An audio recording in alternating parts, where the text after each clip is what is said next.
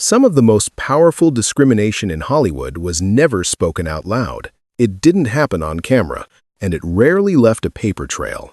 For nearly 24 years, from the early 1960s through the mid-1980s, Merv Griffin sat face-to-face with Hollywood's biggest stars. To millions of viewers, it looked like friendly television short interviews, polished smiles, legends reminiscing about the past. But Griffin saw far more than the audience ever did. He watched these stars before the cameras rolled. He saw them after the applause ended. He sat in production meetings where real decisions were made: who was hired, who wasn't, and who never even got the chance to be considered. He saw how power behaved when it believed it was untouchable. Over 2 decades, a pattern emerged. Not isolated comments, not awkward moments from a different time, but sustained behavior that quietly shaped the industry itself. Demands for all-white crews, resistance to integrated casting, influence used to block opportunities for black artists, trying to enter a system already designed to keep them out. What makes this story harder to dismiss is that Griffin was not alone.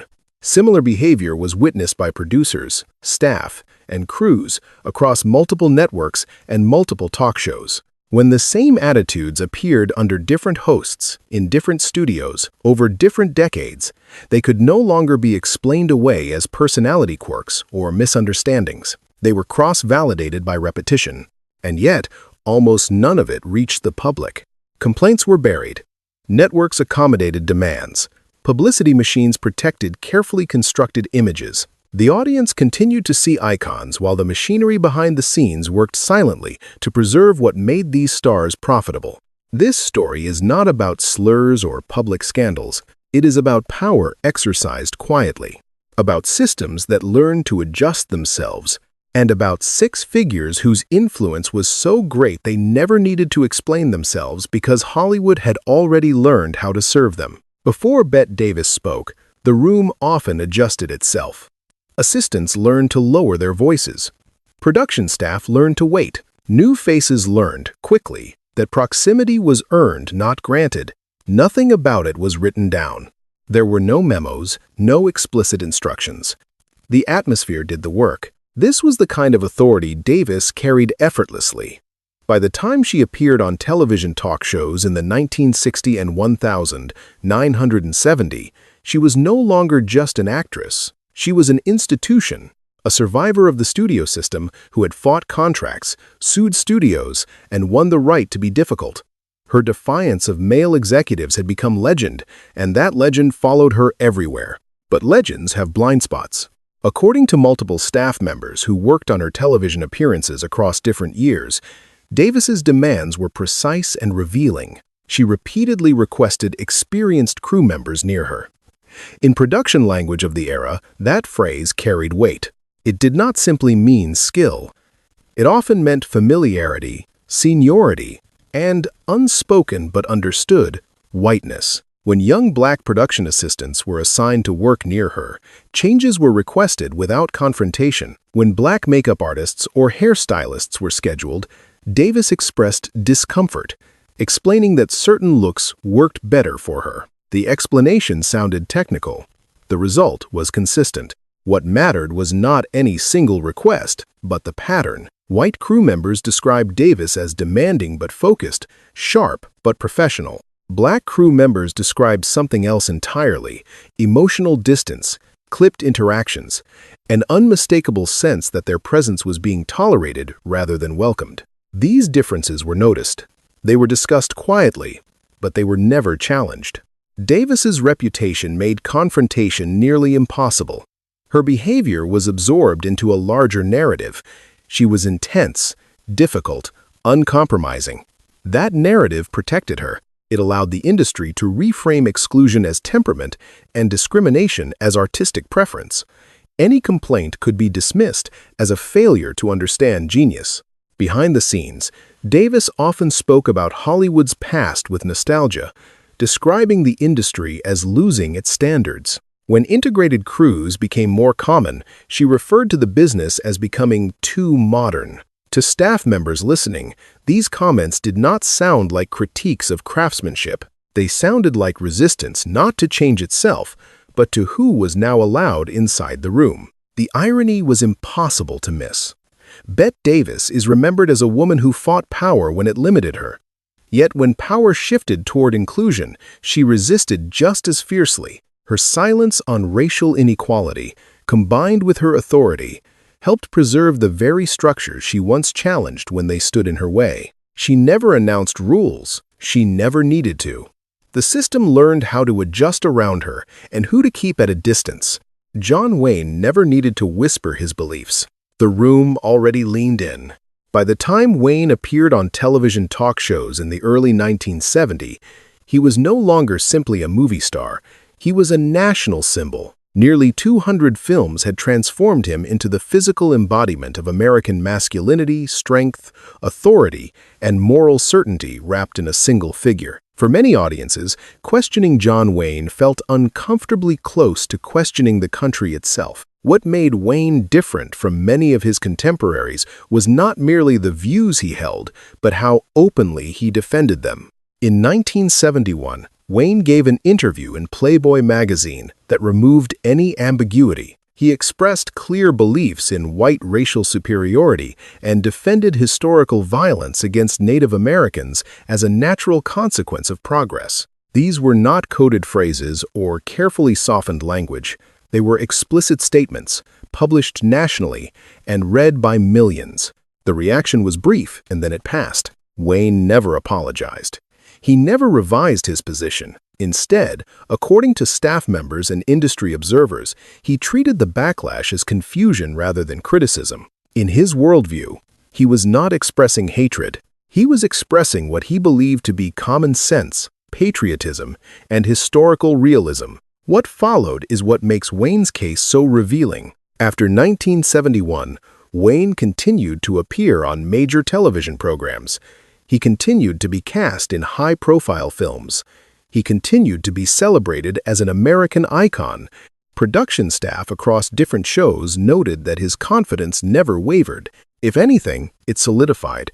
According to accounts from crews who worked with him during this period, Wayne maintained clear preferences for predominantly white crews. Requests were framed in neutral language, familiar teams, experienced staff, but the results were consistent. His authority ensured those preferences were honored without discussion. What is most striking is how rarely Wayne's views were challenged in professional settings.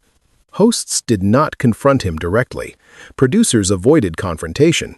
The industry treated his ideology not as a liability, but as a personality trait to be managed. This was not silence born of ignorance. It was silence born of normalization. When the same attitudes were encountered across different studios and networks, they stopped being seen as controversial. They became expected. Wayne's power reshaped the boundaries of what could be said and what did not need to be questioned. When Wayne died in 1979, obituaries focused almost exclusively on his career, his films, and his cultural impact. His publicly documented views were mentioned briefly, if at all, framed as controversial opinions rather than an ideology that contradicted the values his screen persona represented. John Wayne did not radicalize Hollywood. Hollywood adjusted itself around John Wayne.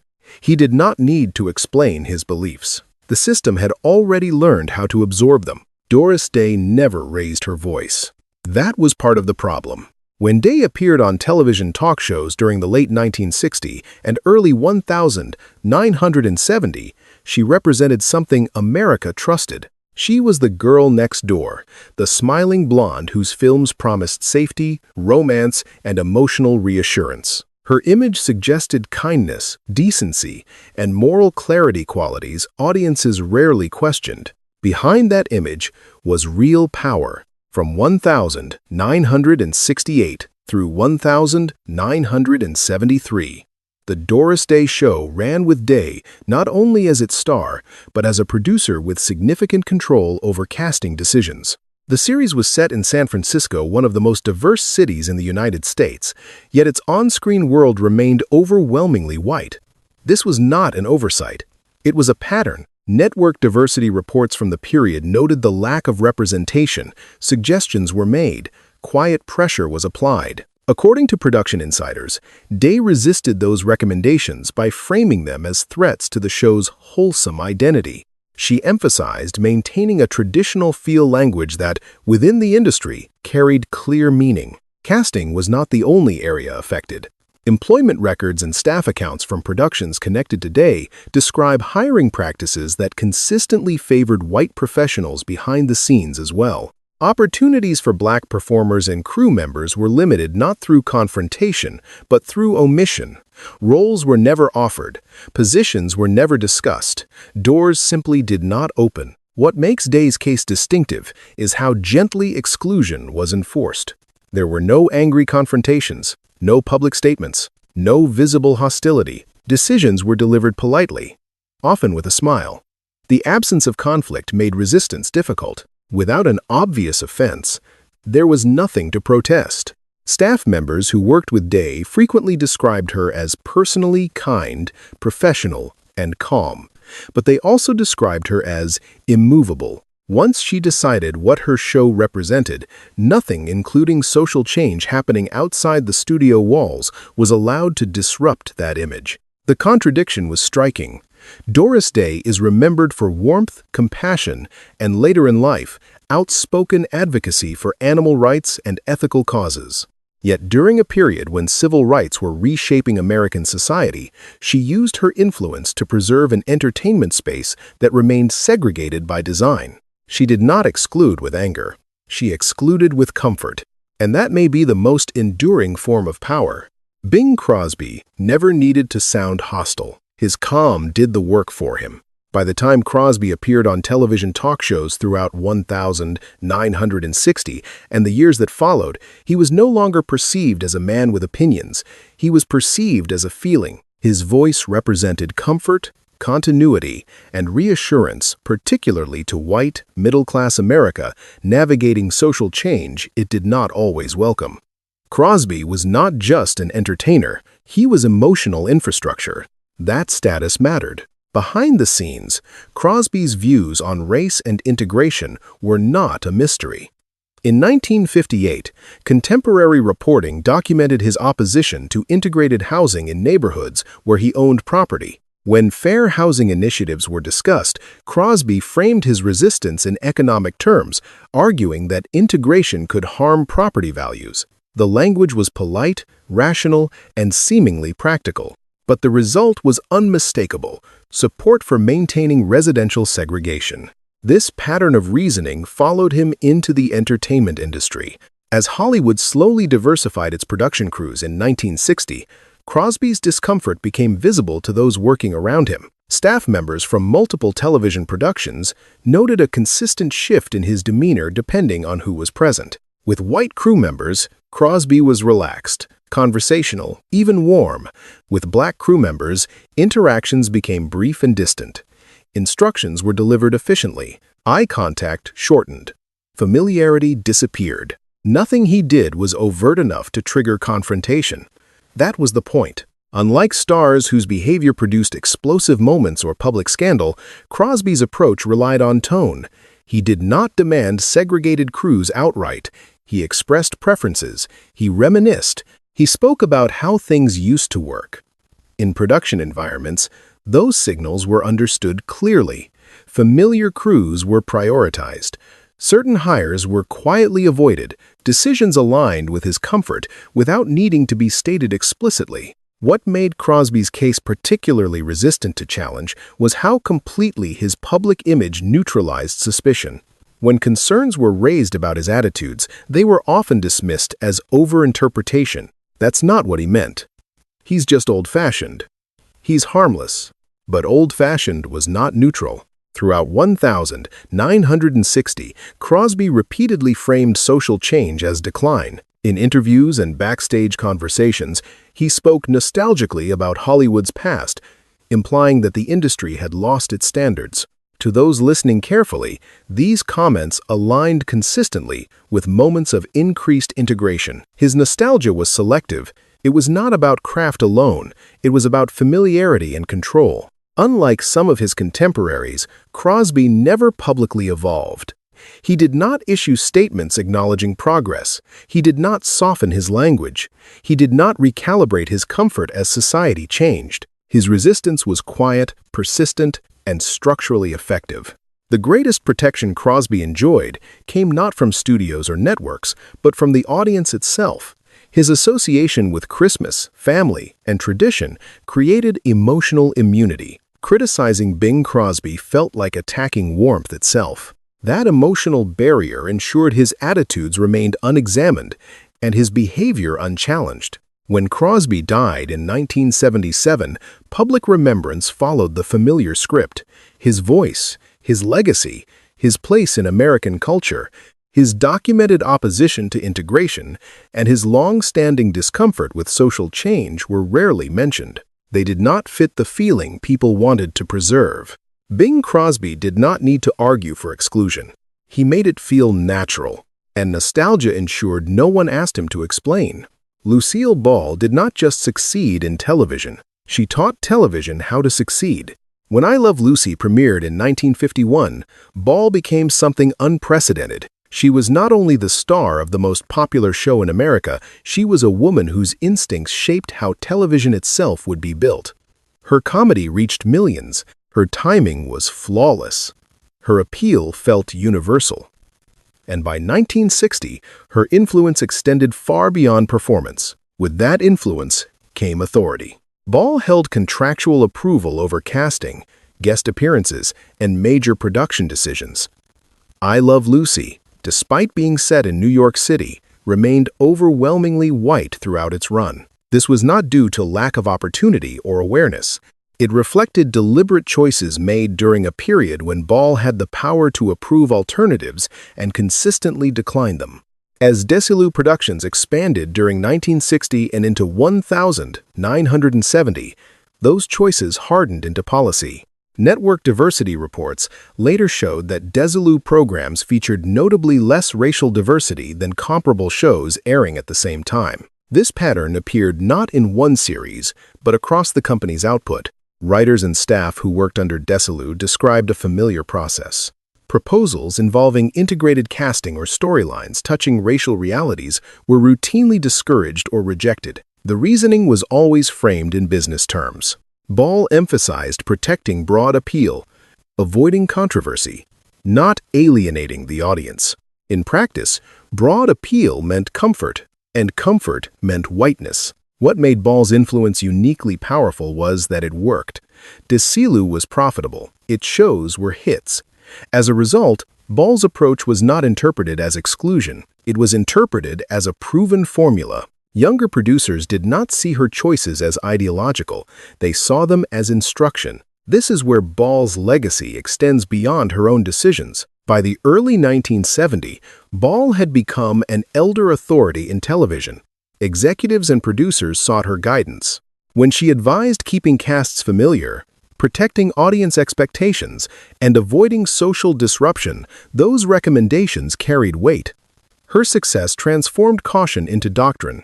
The consequences were structural. Employment records and staff accounts from Desilu Productions show that limited representation extended behind the camera as well. Opportunities for black writers, performers, and crew members were constrained not through explicit prohibition, but through absence. They were rarely considered, rarely discussed, rarely invited into rooms where decisions were made. Ball herself was rarely described as personally hostile. Colleagues often spoke of her professionalism and discipline. That absence of visible animosity made the system she helped build harder to challenge. Without anger, exclusion appeared neutral. Without conflict, it appeared justified. Lucille Ball is rightly celebrated as a pioneer for women in entertainment. She proved that a woman could lead a studio, dominate ratings, and shape an industry, but that same leadership also taught television which risks were acceptable and which people could be quietly excluded without consequence. When Ball died in 1989, tributes focused on her groundbreaking success, her genius, and her business acumen. Rarely mentioned was how her version of universal entertainment narrowed who television was allowed to see and who it quietly left behind. Lucille Ball did not argue against inclusion. She operationalized exclusion, and television learned the lesson well. Frank Sinatra never needed to demand loyalty. The industry volunteered it. Long before Sinatra entered a television studio, the system had already adjusted. Schedules were softened, potential friction was removed, names were quietly replaced, no one needed instructions. Everyone understood the stakes. Sinatra's power did not come from rules or contracts. It came from reputation, and reputation is the most efficient weapon Hollywood has ever built. By the time Sinatra appeared repeatedly on television throughout 1960 and moved through 1970 into 1980, he had ceased to be just an entertainer. He was a presence that altered behavior. His voice defined American music. His Rat Pack mythology defined masculinity, influence, and access. His political connections and underworld rumors created an atmosphere where confrontation felt dangerous, even if no threat was spoken aloud. Fear did not need to be proven. It only needed to be believed. Multiple staff members who worked across different productions described Sinatra's treatment of crew as patterned, not accidental. With white staff, he could be charismatic, warm, even paternal. With black crew members, accounts consistently describe a colder, harsher tone. Conversations were minimal, instructions were sharp, respect was conditional and easily withdrawn. What is critical here is not that Sinatra behaved badly, many stars did. It is that his behavior reshaped entire production environments before he ever arrived. Sinatra did not issue racist directives. He did not announce exclusions. He did not have to. Instead, he relied on implication. He asked for his people. He requested experienced or familiar crews. He wanted people who understood how things worked.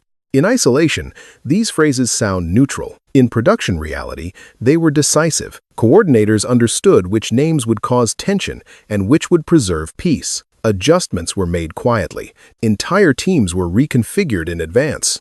Not because Sinatra demanded it, but because no one wanted to find out what would happen if they didn't. This is how power operates when it no longer needs enforcement. Staff members who worked with Sinatra in 1960 described a man still aware of optics.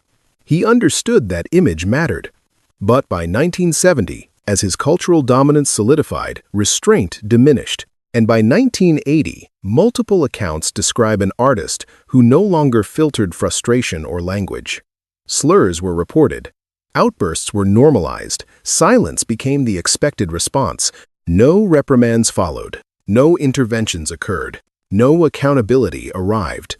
And the lesson spread. Crew members learned that challenging Sinatra was career suicide. Producers learned that protecting him was easier than managing fallout. Networks learned that ratings and legacy mattered more than ethics. Over time, the system stopped reacting to Sinatra. It began anticipating him. Self-censorship replaced governance. Fear replaced policy. This was not ignorance. It was not confusion. It was not generational blindness. It was a rational calculation made again and again by people who understood exactly what they were sacrificing and decided it was acceptable. What makes Sinatra's case uniquely damning is not simply that discrimination occurred, but that it became invisible through efficiency. There were no written rules to expose, no memos to leak, no moments dramatic enough to force confrontation. Just a quiet, persistent understanding of who belonged and who did not. Despite decades of consistent testimony from crew members across multiple productions, Sinatra faced no professional reckoning. His career did not stall. His influence did not diminish. His legend only grew stronger. When Sinatra died in 1998, the industry followed the script it had rehearsed for years. Tributes celebrated his voice, his style, his cultural dominance. The fear he generated, the divisions he enforced, and the people displaced to preserve his comfort were erased from the narrative. Frank Sinatra did not need to defend his power. Power protected itself through him. And fear did what laws never did. What made these six figures dangerous was not simply their personal beliefs or private behavior. It was the system that absorbed those beliefs, softened them, and quietly normalized them. Across 1960, 1970, and into 1980, Hollywood did not lack evidence. It lacked will. Complaints were recorded, patterns were recognized, Staff talked among themselves carefully, quietly, and always off the record. Production notes flagged difficult behavior. Casting conversations referenced compatibility. Network memos adjusted language until discrimination no longer sounded like discrimination, but logistics. None of this happened by accident. Studios learned early that confronting powerful stars came with consequences. Networks learned that controversy threatened advertisers. Producers learned that silence preserved access. Over time, the industry refined a strategy that worked: isolate the harm, protect the brand, and keep the public narrative clean. Discrimination did not need to be defended in public. It only needed to be managed in private. Publicists redirected attention. Harmful behavior was reframed as temperament. Demands were excused as professionalism. Segregated casting was justified as audience expectation.